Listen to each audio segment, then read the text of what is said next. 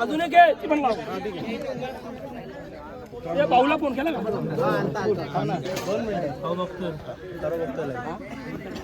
मित्रांनो, कर्जतमध्ये थारचं मैदान पार पडलं आणि यात थार मिळवणारे बैलजोड आपल्या बरोबर आहे. त्यातले एक बैल आहे शंभू. तुम्ही बाईट घेतो त्यावेळेस त्यांचं एक वाक्य होतं आकाश त्यांचं, मी एक नंबर.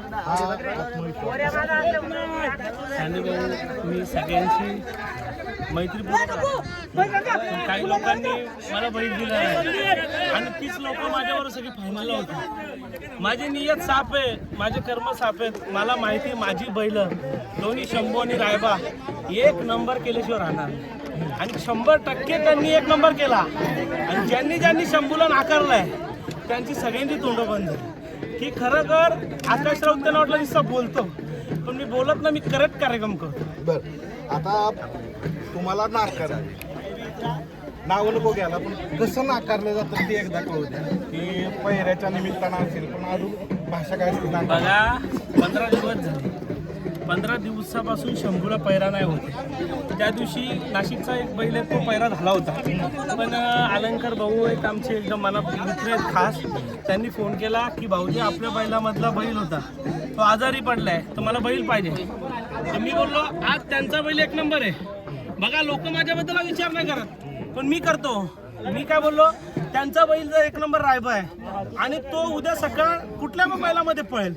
शंभूला बैल होता चांगला पण एवढा स्पीडचा नव्हता. पण मी सांगितलं काम करा त्यांना की माझे संबंध आहेत, मला शब्द द्यायला लागेल आणि बैल मला त्यांना द्यायला लागेल. माझी नियत साफ आहे, सर्व साफ आहे, म्हणून त्याने एका शब्दावर मी बैल दिला आणि आज एक नंबर झाला.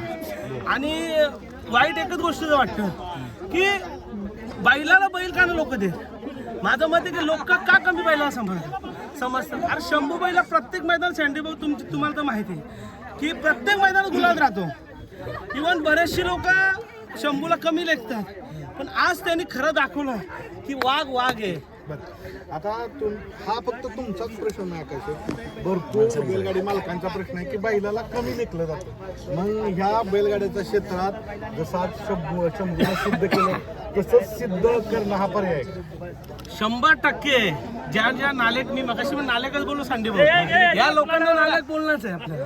कारण का हे लोक वायदी खात असतील तर ही लोक नीच आहेत.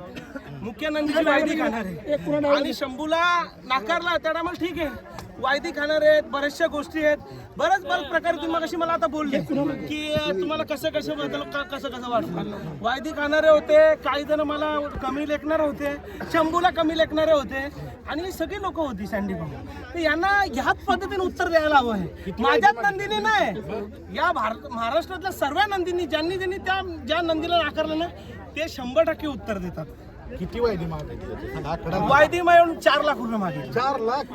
आणि मी पैशानी कमी नाही, मी आता मोठपणा नाही मी सांगत, पण माझं मत आहे माझा बैल काय पळत नाही का? माझा बैल काय चालत काकासाठी बैल काय माझा चालत येतो का? सांगा ना तुम्ही मला.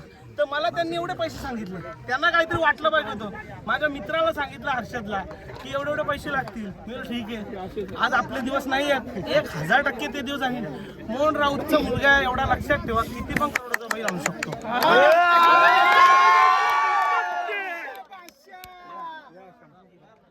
सँडी भाऊ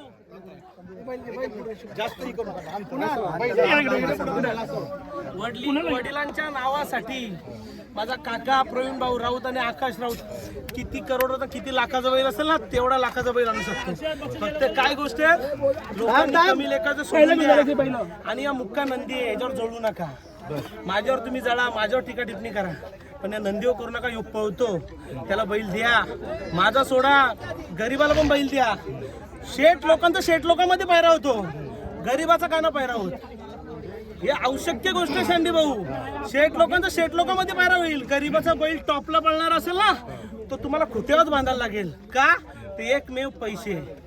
खूप गंभीर मुद्दा मांडताय आणि त्याच्या करिअरमधलं सगळ्यात मोठं यश आज त्याने घेतले तर ह्यो गंभीर मुद्दा मांडताय.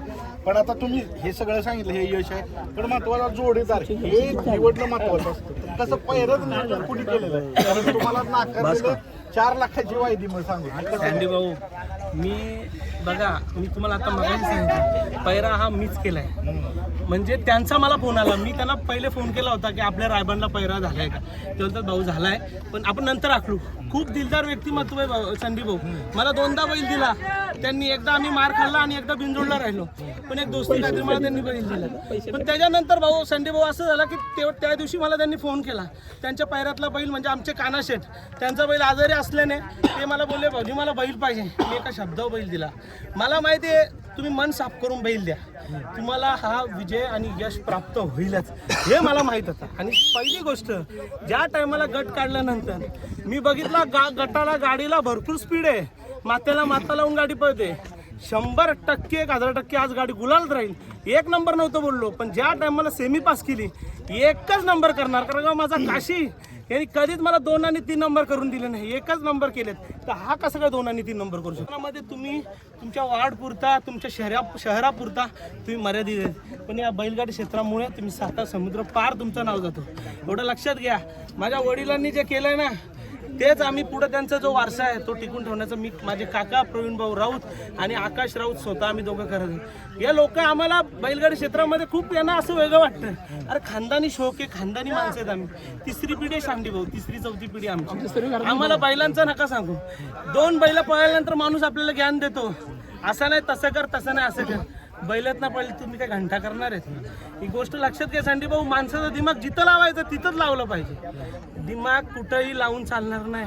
आज या नंदीनी ज्यांनी यांना कमी लेखला त्यांना आज उत्तर दिलं. आता थोडे उत्तर सांगा. कुठला सापडला हा नंदी आणि कशी खरेदी का नाही, कुठला हा नंदी? हा नंदी माझे एक मित्र आहेत गोपाल नांद्रे, त्यांनी हा मला नंदी दिलेला आहे. शंभू त्यांनी मला एकदा, मी एक फार्म हाऊसला पार्टीला होतो, मित्राचा वाढदिवस होता, तिथं मला पाठवला.